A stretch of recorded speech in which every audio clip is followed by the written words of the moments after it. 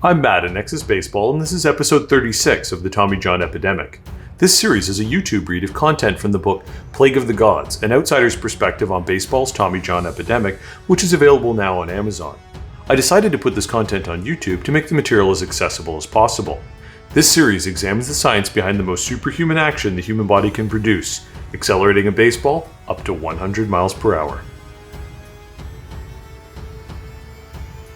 What changed around 2010 is that as more and more throwers developed competitive velocity due to improper mechanics, prospects that could throw at velocities in the high 80s and low 90s due to natural mobility and muscular control now had more competition, were no longer getting scouted, and had to differentiate themselves. By now, athletic training in baseball was fully entrenched, and naturally mobile pitchers began training in the same manner, due to the pressures of the increased pool of potential athletic draftees and a bigger pool of potential scouted options due to travel ball. By combining superior mobility and natural muscular control with powerful muscles, velocities rarely seen before in the history of the sport became more commonplace.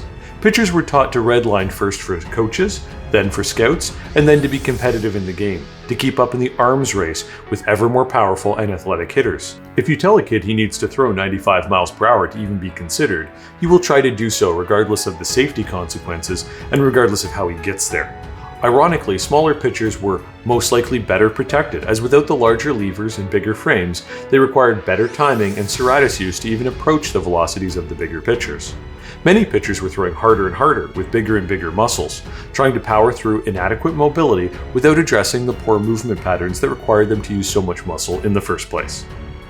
Pitching coaches, researchers, and trainers inadvertently became the root cause of the breakout in UCL damage, whether in MLB training programs, college, or youth programs.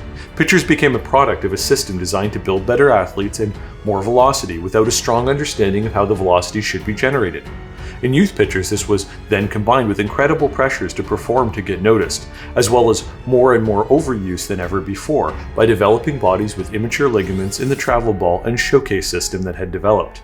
The epidemic hit the major leagues hard in 2010 as the youth system became normalized, and that generation of prospects from 2000 to 2010 were powerful muscular throwers with improper muscular coordination. When thrust into the sink or swim world of professional baseball, the ligaments that were never given the opportunity to heal and strengthen were pushed to the brink and started failing one after the other. Even pitchers that had mostly avoided the ills of the youth system were now training in the same manner in the minor league systems to develop their power and athleticism by strength coaches that misunderstood the pitching motion.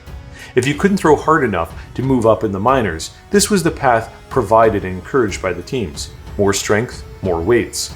Ironically, this was at a time that teams dismissed implements such as weighted baseballs as potentially damaging in favor of the proven science of athletic strength and conditioning and its expansion across the sport world. Unfortunately, the same techniques that helped the track stars and the football players didn't directly convert to the realm of rotational throwing in baseball. The other challenge is that in baseball, the left hand has a difficult time talking to the right hand, and the science was so unsettled. It was only around 2005 that scientists began to put the pieces of the pitching motion together, and as discussed, there have been several missing pieces.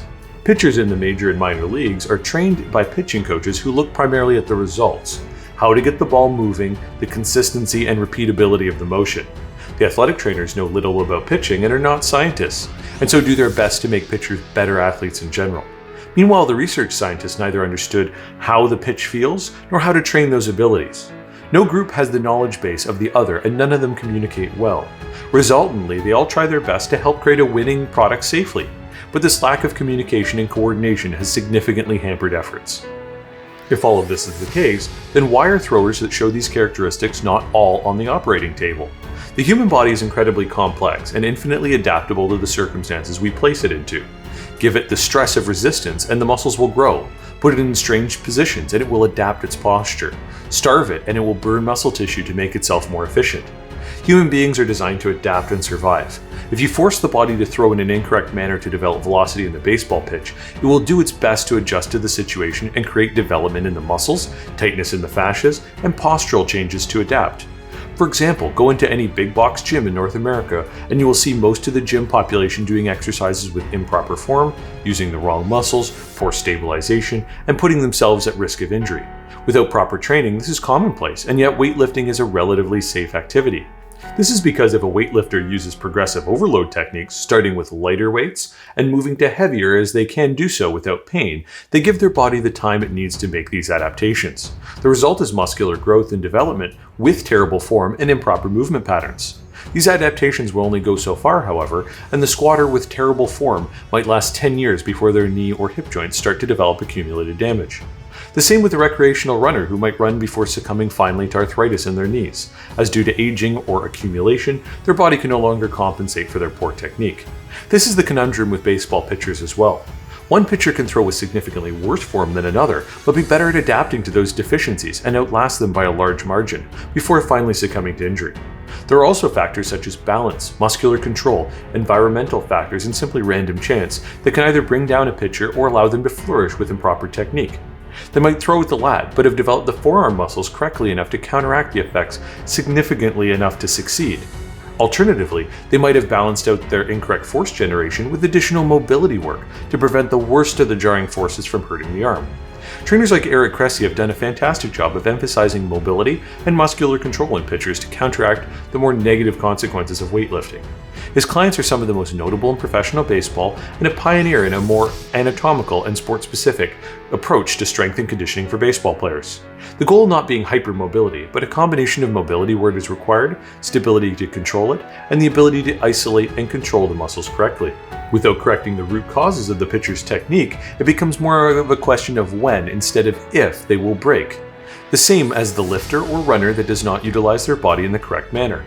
In pitching, the goal should be throwing the baseball in a manner that puts the minimum strain on the ligaments in proportion to the velocity generated. Remember that in the case of the UCL, it is the least supported pitch that causes the most damage. It is of course entirely possible for the pitcher that utilizes correct technique to suffer UCL damage from the tens of thousands of pitches they throw during their career. But the goal should be to minimize such occurrences, as opposed to maximizing the chance of this occurring, as has been the case with the Tommy John epidemic. Join me for episode 37 next week. Remember, if you like the content, please like and subscribe. Your support makes this work possible. Also, if you want to jump ahead, please consider picking up the book on Amazon from the link in the description below. See you next week.